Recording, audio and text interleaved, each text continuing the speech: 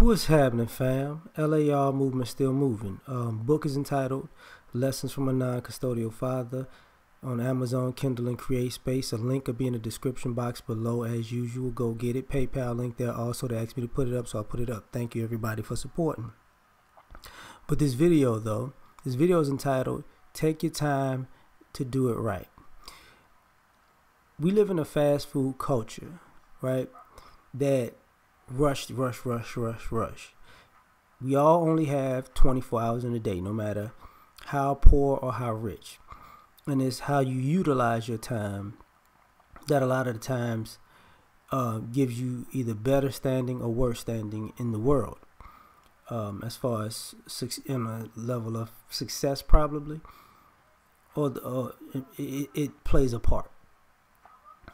And part of that is the idea that you got to get things right. But a lot of us, because it's a fast food culture, we rush things. Now, I'm going to make some references to some things so y'all can get where I'm going with this. So one of the things I like to do is cook, right? So this Thanksgiving, I made two particular dishes, melatonin and sweet potato crunch. If you try to look up melatonin, because y'all don't know what I'm talking about, it's spelled like M-I-R. It's like Merlotone. It's M-I-R, either I-L or L-I-I-T-O-N-E.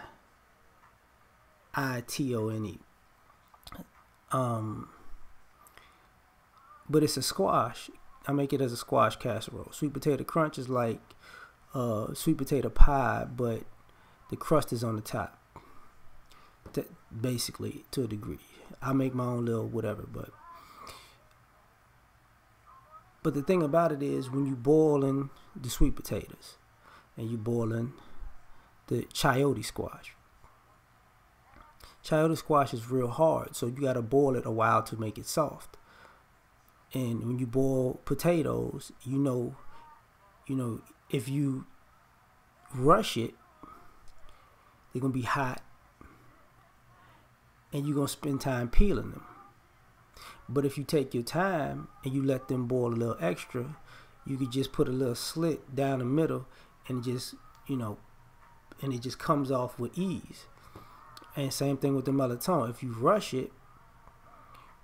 the squash, when you pull it out, you're going to spend forever in a day trying to open it, cut it open, and dig the meat of the squash out.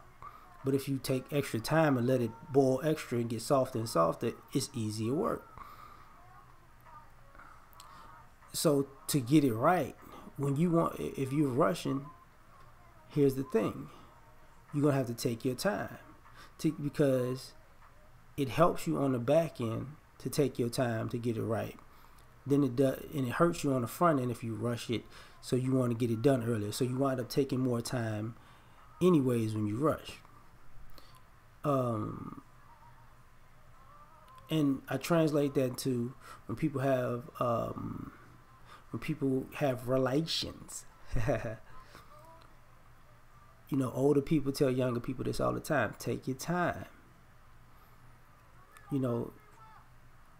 Take your time and get it right. And what winds up happening is you have a lot of unsatisfied people who are having relations because they're in the moment, it's hot, it's heavy, and they don't believe it's happening, so they rush it and wind up, instead of having a good time, you make yourself feel like you wasted your time because you didn't take your time to get it right.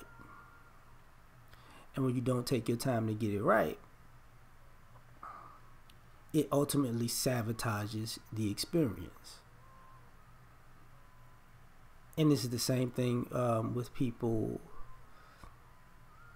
If you want to eat healthier, you're going to have to stop eating fast food, right? You have to take your time, because if you want to get your abs are made in the kitchen, right? So if you want to get a better body, you're going to have to eat better food and prep better food. And that takes time.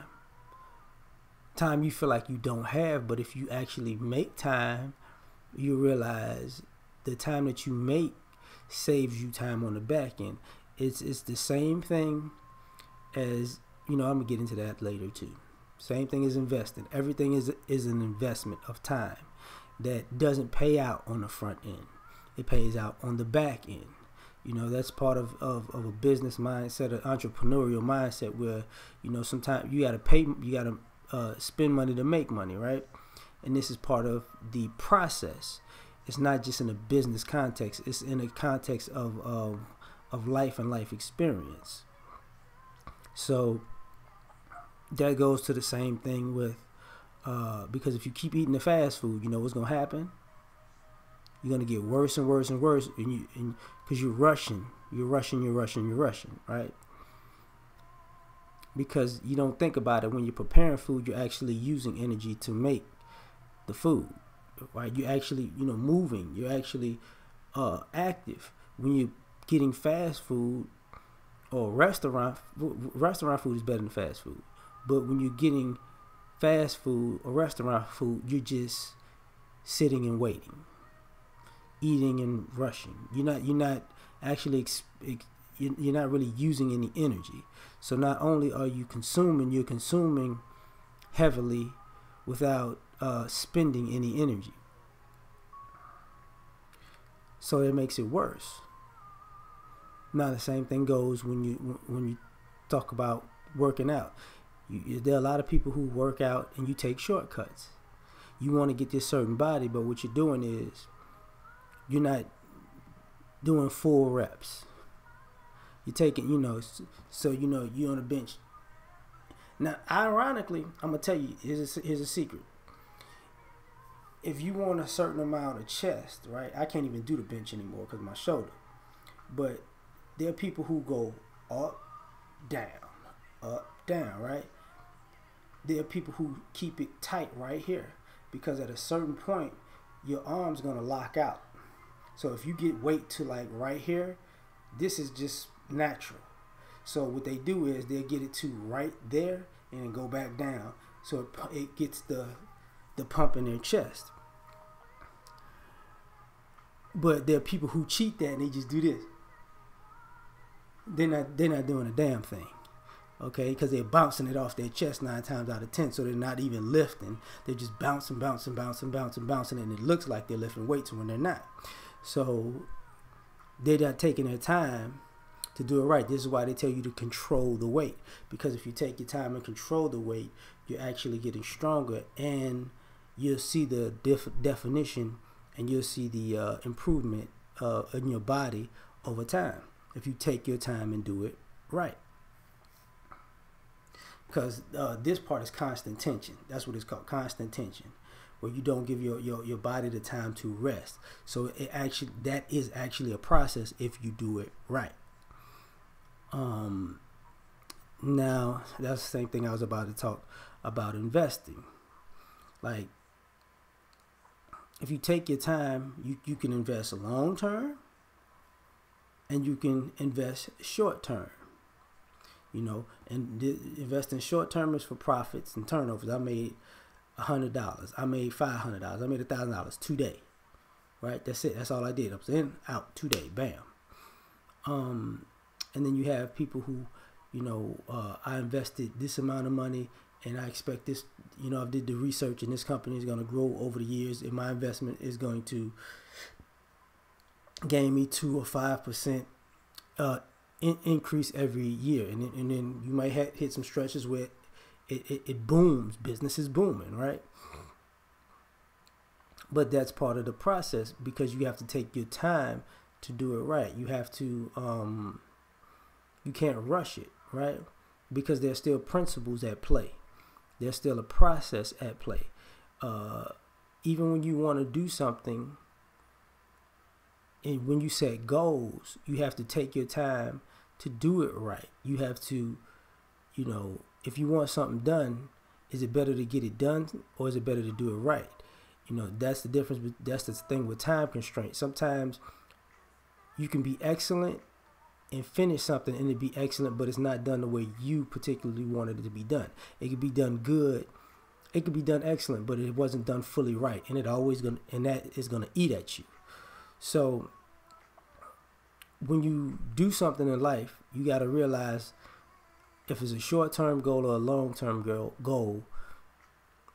Usually your best bet is to take your time and do it right. And that doesn't mean everything you do takes forever in a day to do. It just means when you're focused on doing it, make sure you're taking your time and being diligent, meticulous, disciplined, and getting it done right, because those little shortcuts you make are going to come back to bite you if you don't if you make it a habit of taking shortcuts. Okay. That's a part of life. So we out. Peace.